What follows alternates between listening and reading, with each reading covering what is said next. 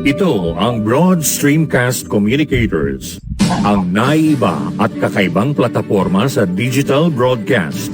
Mula Luzon, Visayas, Mindanao hanggang sa iba't ibang dako ng mundo.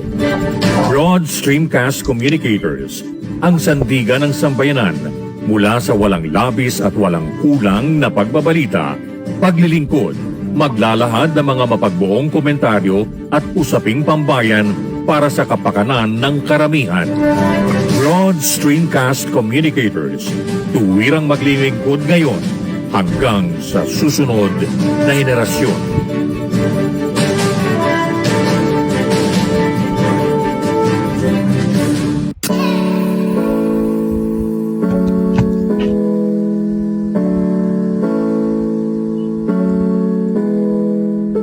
Buhay Online, chikahan at kaalamang pangkabuhayan. Ating tunghayan, pakinggan at tuklasin ang mga pangyayari at kaganapan sa mundo ng online. Buhay Online, chikahan at kaalamang pangkabuhayan. Alamin ang pinaka-latest trends mula sa trabaho at kung hanggang saan na ang narating ng teknolohiyang ito. At ngayon, narito na ang ating host, ang ating Techie Mami, si Jaye C. Bautista.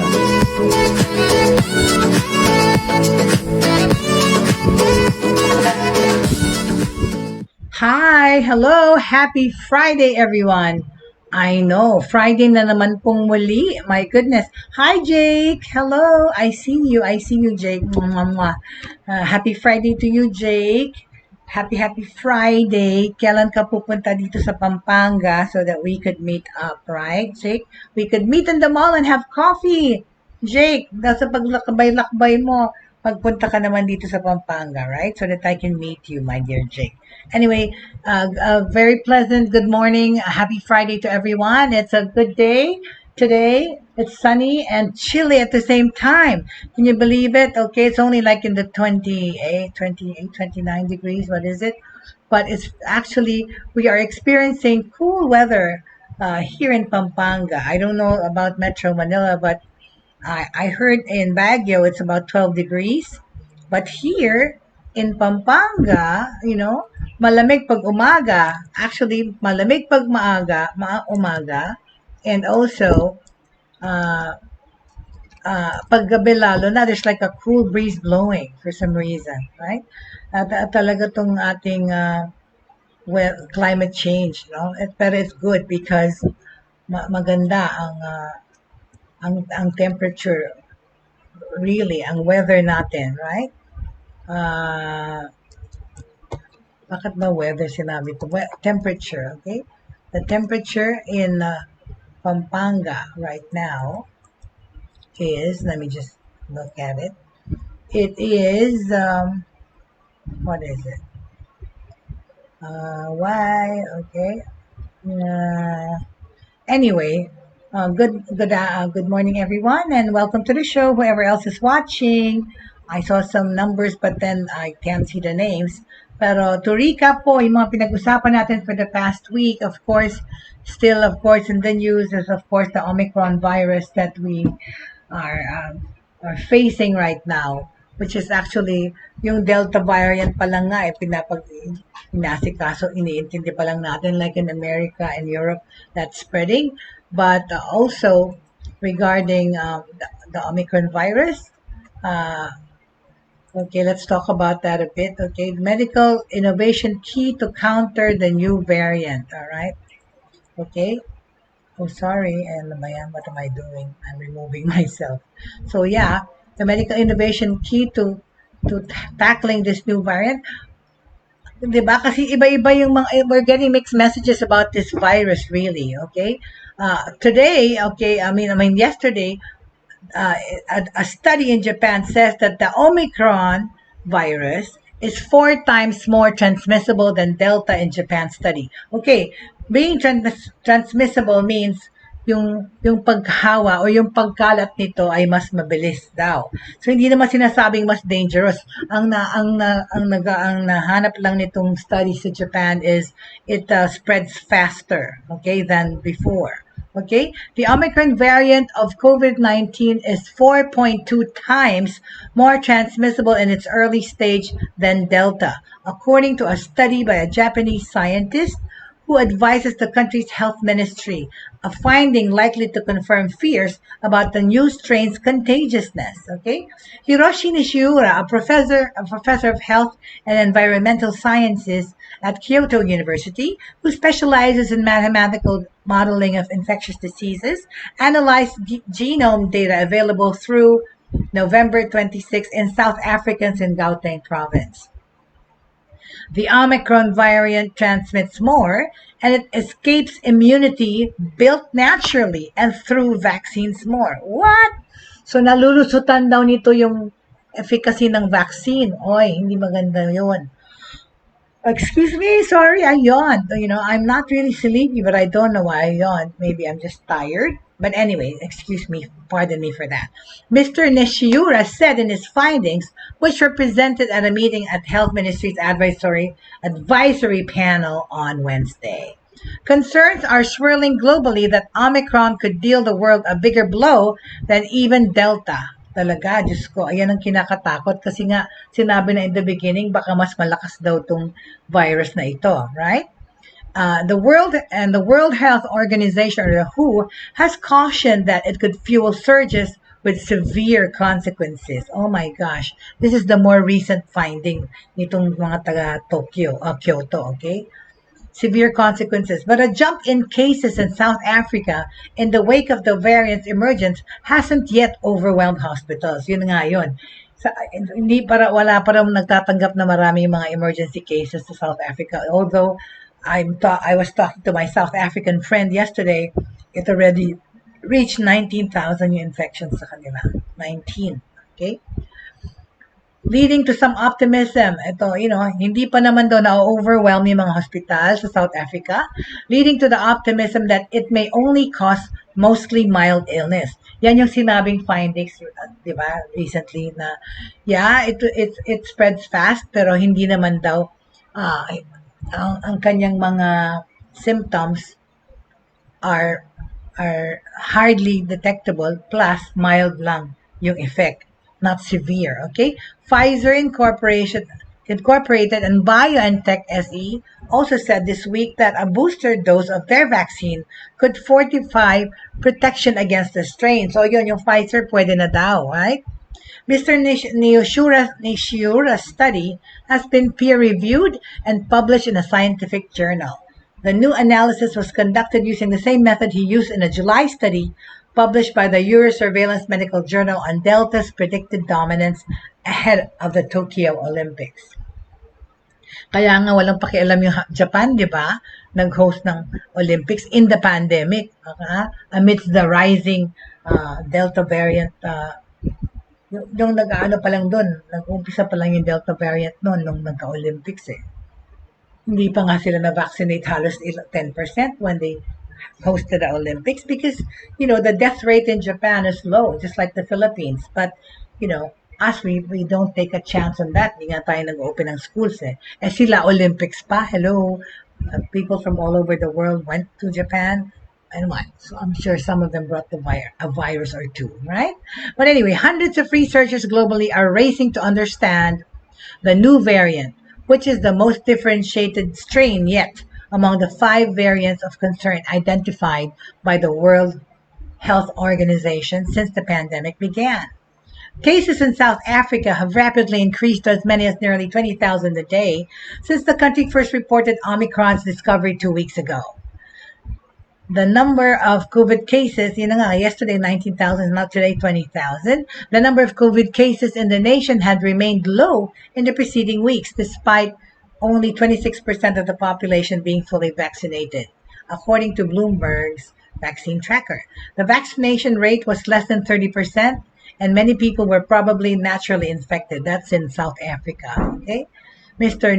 Nishiura said, we need to pay close attention to future trends to see if the same thing will happen in countries where mRNA vaccines are used at a high rate, okay? So that's that's our take, right, on the COVID-19, all right? Okay.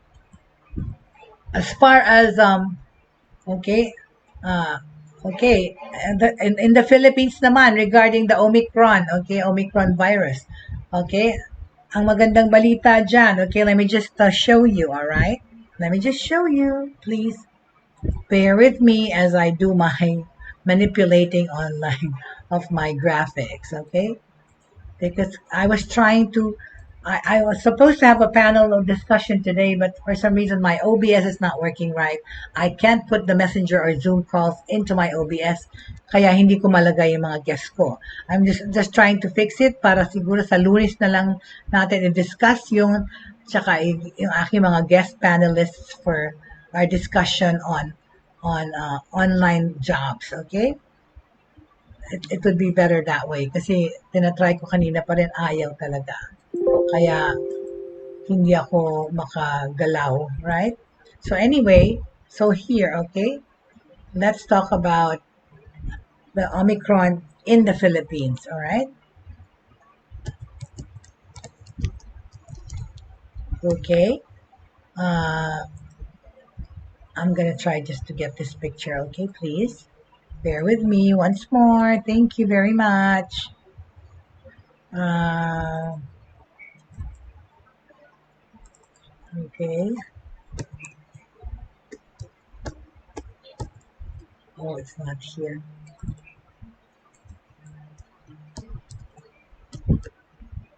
Where did I put that? Oh, where did I put it? Uh, I'm sorry. Where did I put it? It's not there. Hold on. Sorry. I'm just gonna. Okay, hold on. So sorry. What did I do? Where did I save this? It went to news. Okay, all right, I got it. Sorry. One more time with feelings. So anyway, TGIF for most everyone, of course, nowadays with the East lockdown procedures everywhere, alert levels to almost normal. Of course, people are gonna have TGIF, right? Most people are. Ayun na nga, ang papuntang Tagaytay is like crazy, super cray-cray, right? Super traffic and everywhere else because people are trying to enjoy the fact that, pwede nang lumabas ang mga bata at matanda, right? So, there you go. I got it. There you go. Okay, so this is what I'm talking about, all right? Still no Omicron and latest genome sequencing. Good news, right? Okay. Um, The Philippine Health Department on Thursday said the Omicron variant of the coronavirus was not detected in the latest genome sequencing run involving more than 40 samples. Hooray, right? The specimens belong to 12 returning Filipinos and 36 people from local areas with high infection rates. The Department of Health, or DOH, said in a statement. Good job. Okay, this is an article that was featured in Business World today. Okay, the specimens belong to 12 returning overseas Filipinos and 36 people from local areas. Of the 48 samples that they tested, okay, that they sequenced on Wednesday this week, okay, 38 or about 79% were cases of the highly contagious Delta variant. Okay, yan eh. Yan ang nagsuspread pa ngayon yung Delta. While the rest had non-voc or variant of concern lineages or had no lineages detected. This brings the country's total cases of the variant first detected in India to 7,886, the agency said. Of the additional 38 Delta cases, 31 were local and 7 were returning Filipinos. The DOH said 2 of the returning Filipinos had a history of travel to Turkey, it said. Others have been to Jordan, Mexico, Netherlands, Panama, and Peru. 6 of the 31 local Delta cases had indicated addresses in Cagayan Valley, while 5 were from the Cordillera Administrative Region, the Health Department said. Mimaropa, Bicol, Western Visayas, Soxargen, and Metro Manila had 3 cases each of the Delta variant virus, while Central Luzon and Calabarzon had 2 cases each. It added, 1 case was from Davao region. 1 local Delta patient was ill, while 27 local cases and the 7 returning Filipinos have recovered. The health status of 3 other local cases are still being verified as we speak. A health official earlier said Delta was still the dominant coronavirus strain in the Philippines today. Okay, there were 562 new coronavirus infections reported on Thursday, bringing the country's total to 2.84 million. Okay, pero naman at least bumaba. The death toll hit 49,936 after 176 more patients died, while recoveries increased by 882 to 2.77 million. Ito ang sinabi ng DOH. Okay? There were 12,169 active cases, 851 of which did not show symptoms or asymptomatic sila. 4,838 were mild, 3,857 were moderate, and 2,177 were severe, and 446 were critical. All right? So, asymptomatic yung 851, okay? That's the one, meaning showing no signs or no symptoms. The agency said 7% of the 176 reported deaths occurred in November. Okay, 7. The Philippines tries to test more inbound travelers to prevent an outbreak of the Omicron virus, which experts said has a large number of mutations and could pose a greater threat than the Delta strain. The world has already recorded 268.2 million coronavirus cases, according to the Worldometer website, citing various sources including data from the World Health Organization. The virus has killed 5.3 million people globally, while about 24.4 million patients have recovered.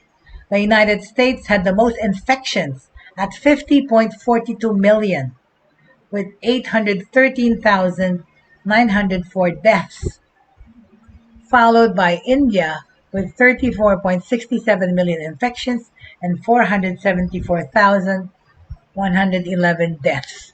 Okay, Brazil is third with 22.17 million infections and 298,000 deaths. The Philippines was ranked number 19. Meanwhile, Albay Representative Jose Maria Clemente Sarte Salceda, ano ba yan? Kailangan ba ilagay yung buong pangalan? So very close. Excuse me. Hold on a second. How much is it I have to pay? 112? What is that? Where's my bag? I'm so sorry. We're live doing show. Dumating po yung aking delivery. Nasaan ba yung bag? Hindi ko makita. Alright. So anyway. Oops. Could I please have a bit of my other jug that is metal? Yes, in there. Okay. All right. Excuse me. Pasensya na po, commercial. What kind of Lazada? How much is it? 112?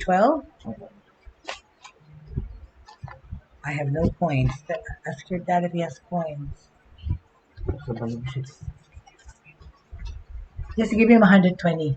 So he has 50. Thank you. So sorry. Forget. Ayan, yung delivery ko dumating. Ano ba yan? Anyway, so as I was saying, okay, sinabi ni Albay Representative Salceda, who's the chairman of the House Ways and Means Committee, called on the country's drug regulator to expedite the approval of emergency use authorization of antiviral medicines such as molnupiravir. Ayan na nga, di ba? Meron nang na-inventong mga gamot na orally na iinumin for COVID, right? COVID-19 will almost certainly be a seasonal disease. if the experts are correct. Pero Diyos ko, ilang season, 2 years ng season na nagdaan-daan. Ganun pa rin. It's been 2 years. Almost. The way to deal with this is to make COVID-19 an extremely curable, very normal disease with cheap at-home treatment. Talaga. Parang we can treat it like a normal fever or a flu, right? Molnupiravir, developed by Merck and Company to treat mild to moderate COVID-19 infections, is currently available in the country through special, what is it? Through a compassionate special permit granted to some hospitals. Fabrico Life Sciences Incorporated and Medtech X have already filed their EUA applications. So yeah, and at least there's a cure already. The medicine is called molnupiravir that you can take for mild to moderate cases of COVID-19. Hello there, my dear Shrey. My colleague from the ESL industry is here. Hi, Shrey. Thank you. He was trying to help me put the video here because we were supposed to have a panel discussion today, but for some reason my OBS is not acting up. Excuse me. Oh, my water. I'm already parched. So sorry because yung aking, mayroon akong PA today. The son of my fiance, Jenny, is here. But he forgot to bring me water and I am dying. My throat is getting dry. Anyway, so that's the take on the Omicron virus. What we know for sure is that it is transmitted faster than the Delta, but of course they're trying to say that the effect is only mild compared to the Delta variant. It's actually fast spreading right now. Thank you so much. There's my water. Salamat. Oops. Can I just have a sip? Okay. Because, Shrey was supposed to be in the panel with me today, but we will fix it. So hopefully by Monday, we will have our discussion on online jobs and have and feature some people from different walks of life to talk about how the work environment is online and nowadays, and especially in this pandemic situation. I wanted to talk about that today, but my OBS is not complying or agreeing with me today. But anyway, more news on the Philippines, okay? In travel, okay, Philippine Airlines increases its domestic flights for the holiday season.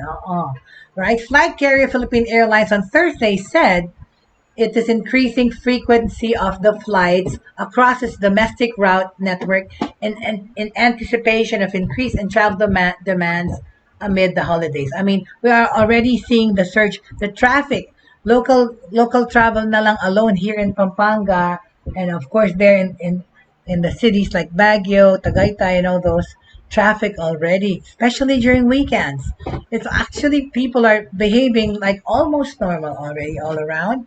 But of course, the fact remains that the virus is still there, and yan na nga, sa America, it is spreading fast, the Delta variant. Thousands of new cases, okay, daily. For Luzon, Philippine Airlines spokesperson Cielo Villaluna said that the airline is gradually reopening flights to Basco via 4 flights this December. For the Visayas, she said that flights between Manila and Iloilo will increase from 9 to 14 flights weekly, effective December 10. Of course, they're trying to give way to the traffic that they anticipate because of a lot of people wanting to go home to their hometowns already, because alert level is lower level now, right? We are on alert level 2 in Metro Manila or NCR. But of course, here in Pampanga, it's always been modified GCQ, which is the next step to being normal, all right? There are currently 8 daily flights between Manila and Cebu versus 5 daily flights in November. We have twice daily Manila-Tagbilaran Manila flights and twice weekly Davao. Tagbilaran flights from Iloilo, one can fly to Cebu, Davao, and General Santos. Okay. The Philippine Airlines spokesperson also added that the airline's Manila to Zamboanga Manila frequency is now at 6 flights, while Manila Davao to Manila is now at 28 flights weekly. Okay. flights to Manila San Manila route is now seen at 7 flights. So that's where Philippine Airlines increased their local flights, okay, to accommodate the rush on the holidays, okay. All right, so Shrey is actually joining us from India, okay. My dear Shrey is from India, okay. All right. Uh, okay. More news from the Philippines. Okay, one more. Uh, Senior Senate Minority Leader Franklin Drilon yesterday urged officials from Meta, formerly known as Facebook. Okay, this he shouted out to Meta, which was formerly known as Facebook, to provide a stand on his proposal. What is his proposal? Senator Committee, excuse me, Senate Minority Leader Franklin Dillon seeks to provide an easier process in revealing the identities of social media users behind defamatory posts and misinformation. Okay, he's calling on Facebook to have better ways to know the identities of those posting misinformation, fake news, and defamatory posts. Hello there to Tita Agnes Lakap. Hello, Tita Agnes, who is actually joining us from Batangas now. She used to join us from Arayat, Pampanga, but she's moved to Batangas. Hello, Tita Agnes, and hello to the people watching there with you sa mga nandiyan po sa tahanan ninyo. Welcome po to the show, Tita Agnes. Okay. At the Senate hearing, Roy Tan, Meta head of politics and government outreach for the Asia Pacific region, had explained that their social media platforms currently have a multifaceted approach to counter disinformation and misinformation. Tan likewise explained that their firm has established a reporting system for defamation. At syempre naman, I'm sure nagdagdag sila ng maraming tao para ma-filter yung mga pinopost ng mga tao, right? Because yan na nga that is the issue here right now with Facebook. Because in the past, right, people have been known to post things that are about anti-vaccination or for political reasons, and of course, America really, America's Congress and government shouted, to hold and to investigate to see why this is happening, right? Double voice, I'm echoing. Is that it? Wait a minute. I know what to do. I know what. Let me. Because my speakers. Okay, is this better? Do I sound better? Is the audio better? Tita Agnes, is it okay? Shrey, am I double audio?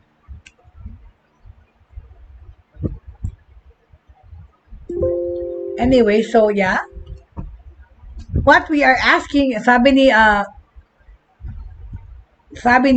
Drilon, Tita Agnes, kayo lang po ang nagsabi niyan. Bakit?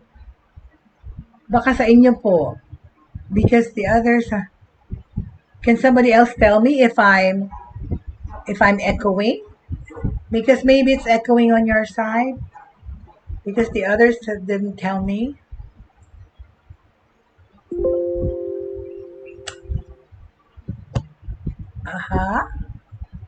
Anyway, so as I was saying, of course,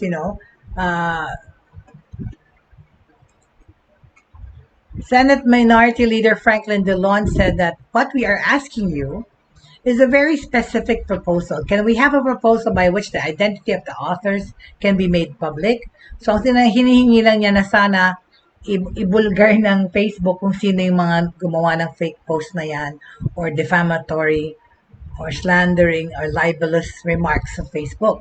What we are saying is this power to enforce accountability should be lodged in our courts because this defines the rights and obligations of our citizens, okay? Under the present system, that authority is lodged in private hands simply because we cannot avail of this remedy, as these accounts are anonymous. Tan asserted that there was already a process wherein users can make a report, which Meta reviews before giving the information and contacts of the user who is being reported. So, i-disclose naman pala nila. Of course, kailangan nila i-disclose dun sa kung sino yung nababother ng post o sino yung napeperwisyo, right? Basically, if you have a clear legal process, we also have a process. If the court is requesting for the user's information, we respond to the court in accordance to the law and our terms of service as well. Itong sinabi ni Tan from Facebook or Meta. But Drilon said the request for the information defeats the right to enforce accountability. At one point in the hearing, sinabi ni Drilon at tinanong niya kay Tan if he would oppose a law which would define a process requiring the social media platform like Facebook to reveal the author, kung sino ang nagsulat o nagpost ng defamatory language na yan or fake news, right? So, ayan ang kanyang sinasabi. Kung pwede daw, i-disclose na, di ba? Alright, so, Tan in response said the question needs further consultation with Meta's legal team.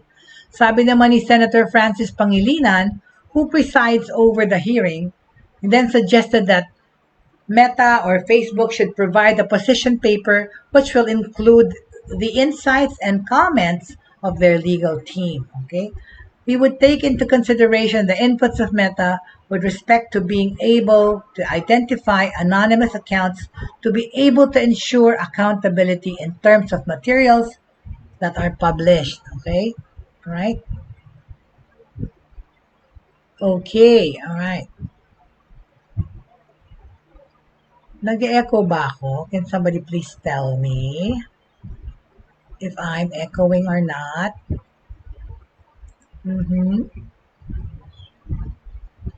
Okay, am I echoing? All right. Okay. So sinabi nga ni Senator Pangilinan, we would take into consideration the inputs of Meta with respect to being able to identify anonymous accounts to be able to ensure accountability in terms of materials that are published. Okay, Tan welcomed this and assured the Senate panel that the firm will work with them. We are trying to find a balance between free speech and accountability, which is established in our system today.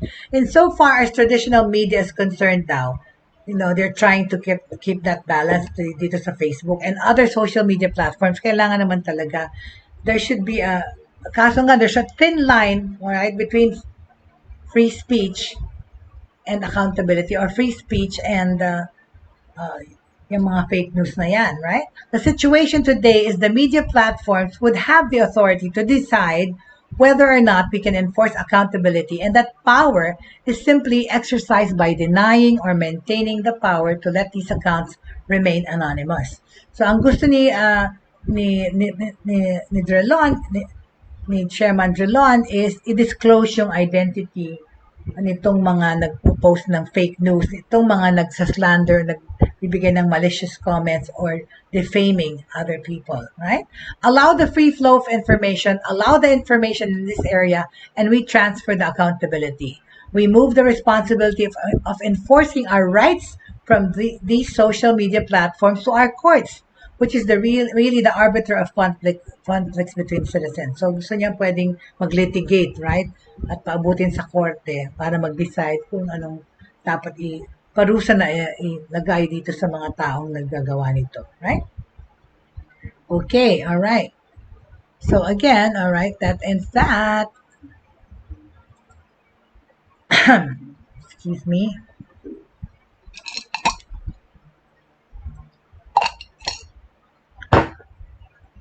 Okay. So, okay, from Philippine Star Global, okay, regarding this pandemic, kung anong kanilang mga This is an article that was written by Lawrence Agawili. Okay, today, all right.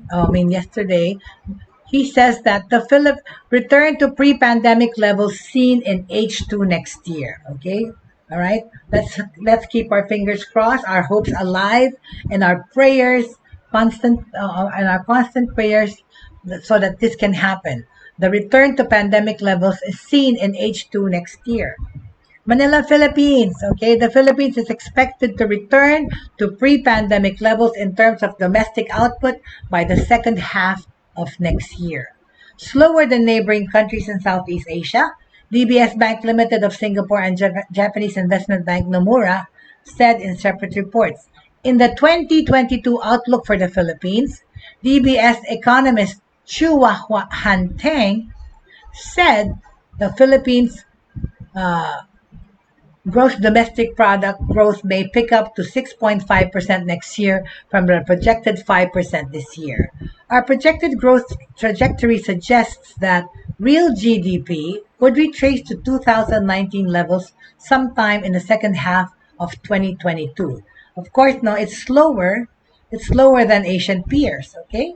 But the projected growth next year is the second fastest among Asian countries, next to Vietnam's 8% and faster than Malaysia's 5%, Indonesia's 4.8%, Singapore's and Thailand's 3.5%, as well as Taiwan's 2.8%.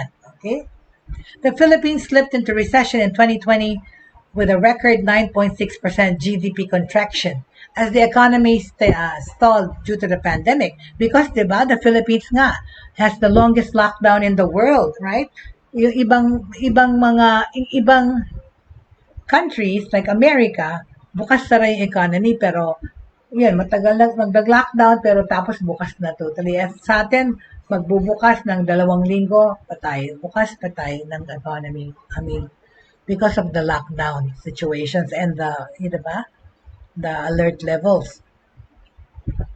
The economy has returned to its recovery path starting from the third quarter of 2021.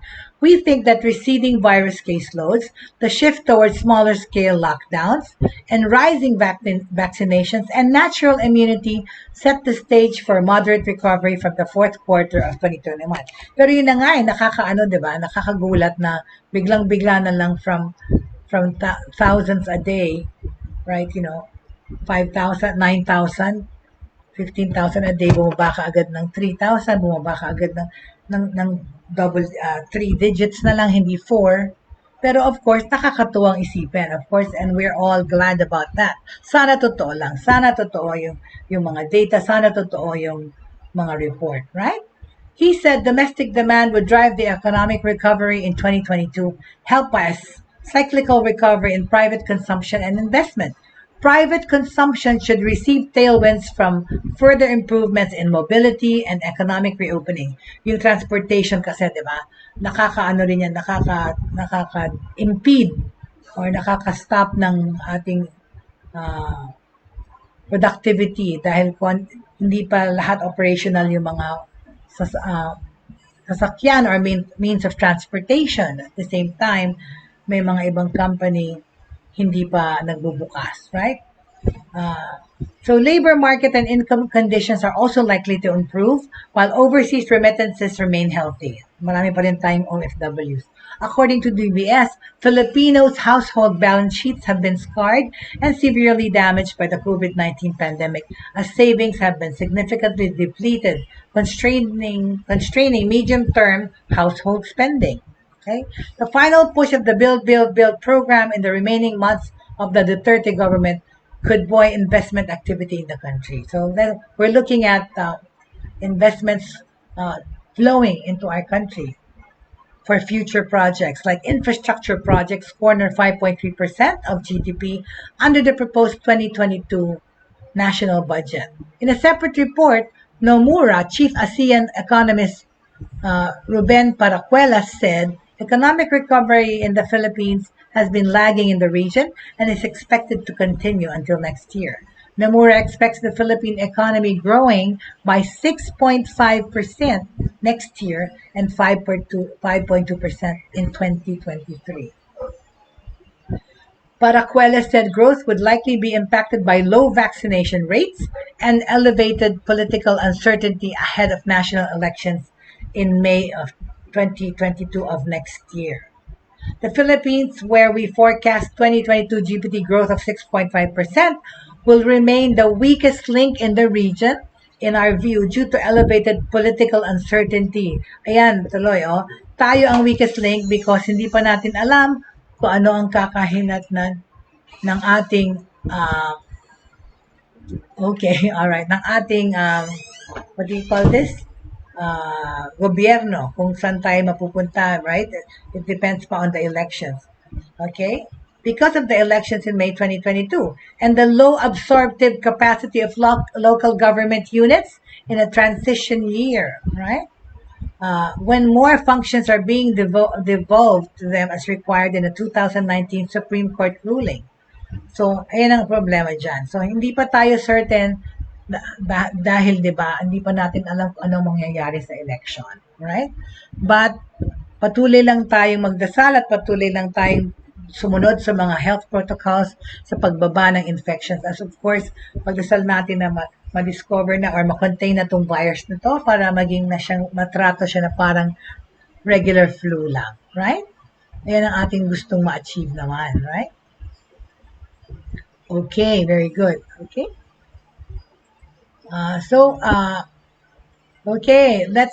Let's talk about gadgets naman, right? Okay? Ang dami-dami kasi nagte-text, ma'am, hindi na kayo what do you call this? Nagre-review ng gadgets or nagsasabi tungkol sa mga gadgets. Okay, all right. This is the latest thing on iPhone, okay, na pwedeng magawa, okay? iPhones will be able to give owners a detailed history, okay? A detailed history. Ayan. A detailed history of what parts were replaced. So, malalaman nyo na kung ano doon ang orig o hindi, right? Okay. Apple is about to add a new feature to iPhones informing the users if the device was previously repaired and whether a genuine screen or battery was used. Diba? A new parts and service history section will appear under settings, general, and about with the upcoming iOS 15.2 update for iPhone, okay? Providing some insight and peace of mind for buyers of used or refurbished phones, hoping to get a proper quality OEM unit. Kaya nga, di ba marami naman kasi talaga nagbebenta ng mga reselling their phones, di ba? Online, tsaka mga meet-up. So siguraduhin yun, kasi yung iba napalitan na, nabuksan na yan sa Green Hills or whatever sa gawaan ng mga para malaman nyo kung meron na ngayong way to know if it's still the original battery and if it's still the original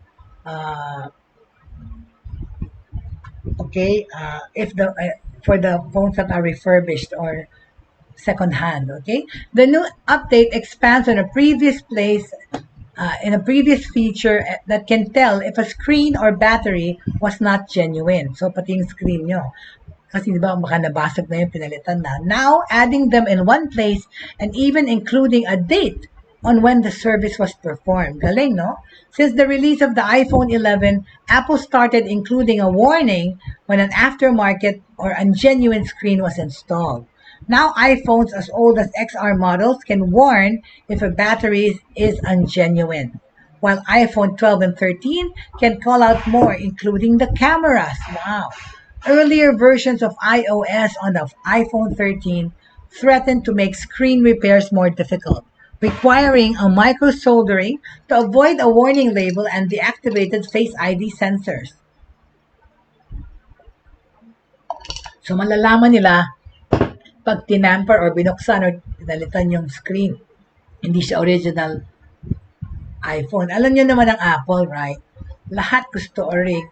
Kaya nga, di ba, even their chargers cost a lot more than the usual ones that you can buy using that kind of plug. Pero anong nangyayari? Ang daling masira ng kanilang charger. Kailangan bili ka ng bili. Ayun yata yung dun marketing thing. They make it not sturdy so you keep buying. Anyway, so yeah, iOS 15.2 updates the process to allow repairs by users or a third-party shop without a complaint from the device. So, ibig sabihin, earlier versions of iOS on the iPhone 13 threatened to make screen repairs more difficult, requiring micro-soldering to avoid a warning label and deactivated Face ID sensors. Kasi nga, para dun sa inisip nila, tinatamper mo, dinala mo sa hindi Apple Store or whatever to fix, right? Eh, mas mahal lahat dun eh, no? Pag dun mo dinala sa, parang sa kotse sa kasa, yun naman, kasa ng Mac, right? So yeah. Hi there. Hello there, Sugar. Welcome, Sugar. I'd like to welcome another colleague in the industry, Sugar. We were trying to, these are my panels that were supposed to be here today to join me on the discussion on online jobs, but for some reason my OBS is faulty. I couldn't put them online on screen. Okay, and never mind. Hopefully, I will work it out on the weekend so I can welcome these panelists to my show on Monday or next week. I'm not gonna say Monday anymore, whatever. As long as magawa ko na tong OBS ko because I don't know what's wrong with it. But I, for some reason talaga, hindi ko malagay yung mga ka-chat ko or ka-Zoom ko online. Alright? I think my OBS must be faulty. I may have to reinstall it, perhaps, right? After the show. Anyway, so yeah, so that's buying and selling used iPhones is a huge market, but it can be scary not knowing if a device will have a low quality aftermarket battery that might overheat, or annoying if that screen you get has terrible colors because it's not really OLED when it should be. This could happen if a repair was performed by a third party shop that is not in Apple's independent repair program. So now, okay, iPhones will be able to give the owners a detailed history of what parts were replaced. But that's cool. It's good to know, right? Apple is about to add a new feature to iPhones informing users if the device was previously repaired and whether a genuine screen or part or battery was used. A new parts and service history section will appear under your settings, okay, in general and then about, with the upcoming iOS 15.2 update for iPhone, providing some insight and peace of mind for buyers of used or refurbished iPhones, hoping to get a proper quality OEM unit, okay? Second hand, okay? All right. Trading in or reselling iPhones might get more difficult though. If aftermarket parts were used, then companies and independent buyers now have the leverage to quote lower values if a repair is reported in settings. This can lead to very frustrating situations, especially if a phone needs to be sent in for inspection to confirm a trade-in value. All right? Okay. So that is my take on that. Okay. Sana maayos ko na yung OBS so I can start featuring my guests. Okay, so that's the news. I have so much to say about what's happening with technology, but we have very little time, right? Okay, never mind. Not enough about the vaccine. I'm not gonna talk about. Somebody told me how if I could discuss the different effects or efficacies of the vaccine, different vaccines. Not right now anymore because we only have 10 minutes left for our show. Okay, and to recap, of course, the Land Transportation Franchising and Regulatory Board, or the LTFRB, okay, has said that ini-increase na yung capacity ng transportation, right? From to 30%, from 30% to what? 40%, right? Basta tinaasan na yung mga percentages uh,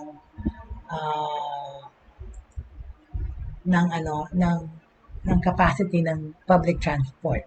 Oh, there's ano pala.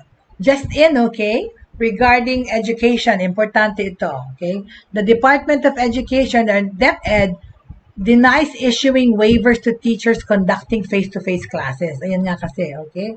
Kasi meron sinabi na pinapapirma daw yung mga teacher na kung magkasakit sila walang liability. The Department of Education yesterday clarified that it did not order, okay, the issuance of waivers to teachers conducting face-to-face classes, nor the implementation of a no vaccination, no work policy.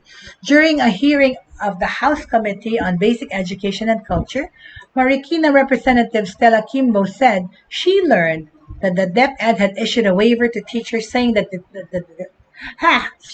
department, okay, has no liabilities if the teachers contract COVID-19, as many will be teaching children who are not yet vaccinated. Hello there, Miss Bless. I would like to welcome an old colleague in my other field of endeavor, Miss Bless Sargan. Miss Bless, hello. Hello, Miss Bless. Welcome to the show. Thank you for joining me.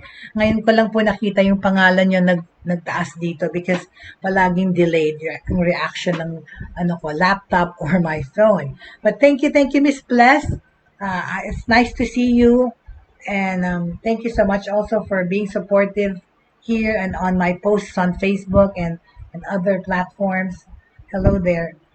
I hope everything is well. Your side of the family and your side of the Philippines. I'm still here in Pampanga. Ang Kapampangan po yata kayo, no, Miss Bless, because I remember you always making remarks about my fiance's cooking and stuff, right? But anyway,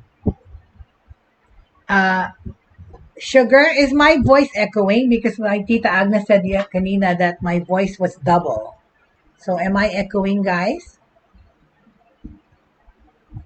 Or are you hearing me okay? Very good. That's right, Miss Bless. The Kapampangas are such good cooks, really. Lahat dito masarap magluto. Okay. So, see, I don't have an echo. So, it was only her. Tita Agnes, kayo yung nag-e-echo kasi siguro yung cellphone nyo, masyadong Oh, thank you so much. So, okay. So that's what I was going back to my news about education. So the House Committee on Basic Education, the DepEd said they're refuting the fact that sinabihan daw that the teachers ay mag-sign ng waiver na hindi sila liable kung magka-COVID. Di ba, that will defeat the purpose ng face-to-face. You're risking them not being there and then you're gonna let them sign a waiver. I think that's crazy. So because of that, marami sa mga teachers sa amin ang medyo natatakot na pong mag-participate sa face-to-face classes for obvious reasons. Sabi ito ni Marikina Representative Stella Kimbo. DepEd Undersecretary Tony Umali said they will look into the matter but stressed that the department did not order such an issuance of a said waiver. Okay? Titignan po natin kung paano to na-articulate. We will check how it was articulated because we would like to be responsive to the concern of our Congressman Stella. Wala po kaming ganyang polisiya. Sinabi nila, we don't have such a policy, all right? ACT Teachers Party List Representative Franz Castro also questioned an incident in Naga where school officials were allegedly implementing a no COVID-19 vaccination, no work, no salary policy, and that unvaccinated teachers were required to present a negative RT-PCR test result. In my mind naman kasi, dapat lang naman din ito kasi for the safety of everyone. Okay? Sinasabi niyo human rights or whatever, labor laws, pero yun na nga, paano kung asymptomatic yung employee na yon tapos maghawa siya ng ibang mga empleyado sa trabaho. I think it's only right to have them, medyo mura naman na ngayon yung RT-PCR test, di ba, like before. Kahit na antigen test, magpa-test, di ba? Or yun na nga, yung company na ang maggastos para ipa-PCR test yung kanilang mga empleyado if they want to be sure that they can come to work with no infection, right? So that's the news there about DepEd issuing a waiver to teachers conducting face-to-face classes. Hindi raw po yan totoo. Wala silang sinabing ganyan. Okay? All right. So, on the news naman in technology around the world, okay, ito pa rin yung issue na yan tungkol sa Instagram, di ba? Yung sinabi natin, Instagram, Facebook, YouTube, okay? Sa US Senate hearing, Instagram said on Tuesday that it will be stricter now about the type of content it recommends to teens in the photo sharing app. Diba? Ito kasi yung naging issue dyan. Gusto ng Instagram magbukas ng kids division or version na pangbata. Pero ino-oppose yan even sa Kongreso kasi sinasabi nila yung Instagram nga nagka-harbor ng what they call desperation, exasperation, depression sa mga bata, lalo na to young women, mga batang babae. Because, diba, sa Instagram, we post beautiful pictures of ourselves or beautiful sights, beautiful vacations, thin people, sexy people, whatever. Masyadong physical yung Instagram kasi nga picture perfect. And maraming nagkakaroon daw ng mental health issues because of that. So now, Instagram said on Tuesday, it will be stricter about the types of content it recommends. Okay? Yung photo app sharing. In a blog post, the social media service announced a slew of changes for teen users. Okay? Sinabi to ni Instagram head Adam Mosseri. Okay? Sinabi niya to sa congressional hearing last Wednesday about protecting kids online. Instagram and its parent company Meta Platforms Incorporated, formerly Facebook, has been under scrutiny over ways the services could use issues around the mental health, body image, and online safety of younger users. Kasi nga, yung mga predators, yung mga sexual deviants dyan on the prowl sa social media. In the post, Mosseri also said Instagram was switching off the ability for people to tag or mention teens who do not follow them on the app. Mabuti lang yan. He said that starting in January, teen Instagram users would be able to bulk delete their content and previous likes and comments. All right. He said Instagram was exploring controls to limit potentially harmful or sensitive material suggested to teens through its search functions or hashtags, short-form video reels, and its suggested accounts feature, as well as on its Explore page. Okay. The blog post also said that on Tuesday, Instagram was launching its Take a Break feature sa United States, United Kingdom, Canada, and Australia. This will remind people to take a brief pause from the app after using it for a certain amount of time. It said Instagram in March next year would launch its first tools for parents and guardians to see how much time their teens spend on the app and set the limits. Okay? Pwede nilang lagyan ng limits yung usage. Okay? Republican Senator Marsha Blackburn criticized the company's product announcement as hollow. Meta is attempting to shift attention from their mistakes by rolling out parental guides, use timers, and content control features that consumers should have had all along. Tama nga naman. Dapat yung mga bells and whistles na yan to protect ay noon pa nilagay sa kanilang app, ng mga Instagram, mga Facebook, okay? An Instagram spokeswoman said it would continue its pause on plans for a version of Instagram for kids. Instagram suspended plans for the project in September amid growing opposition to the project, okay? All right? So yan ang news regarding Instagram naman, no? So maraming salamat po. Ayun na naman, we've reached our show's end. Okay, Monday to Friday lang po tayo. So tomorrow I will not be broadcasting. I will be back on Monday. But of course, please follow and make taguyod the other programs here on Broadstreamcast Communicators. We are on Facebook. For those who miss past episodes, please go to YouTube and like and subscribe. Thank you very much. Have a good weekend, everyone. We look forward to a good one and a safe one. Faith, hope, and love, everyone. Maraming salamat po for our friends who joined us today. Thank you.